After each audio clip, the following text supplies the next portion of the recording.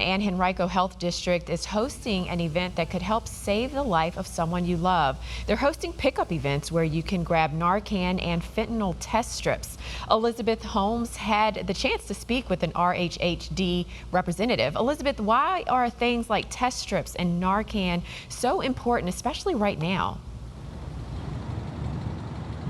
Well, they're incredibly important because the rate of opioid overdose deaths here in Virginia is incredibly high. Now, it was high before the COVID-19 pandemic, and it's only gotten worse since then. Now, a community health care worker that I spoke with that works at Mosby Court yesterday said there's been a high number of people actually coming out of incarceration who may be using drugs and are not familiar with the rampant use of fentanyl. That is a very strong opioid that is often laced in different, more milder drugs, and it can make them deadly. Now, the health district is giving out free Narcan or naloxone, which can reverse an opioid overdose, as well as free fentanyl strips so that you can test drugs that you may be using to see if they're laced.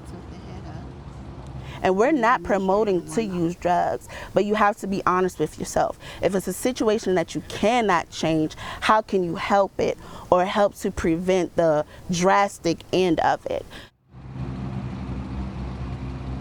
Now, the health district is passing out naloxone, Narcan, and those fentanyl testing strips at different pop-up events and in their neighborhoods across Richmond and Henrico County all throughout the week and then later on in the future. If you'd like to know more about that, we'll have more information on that on our website, WTVR.com. Now, they're also doing some free testing and training events via Zoom as well, so you can go to our website to find out more about that. Now, the community healthcare worker that I spoke with said having naloxone on hand, even if you don't use drugs regularly, is so important because you never know when you may encounter someone who is experiencing an overdose. Reba, Janine.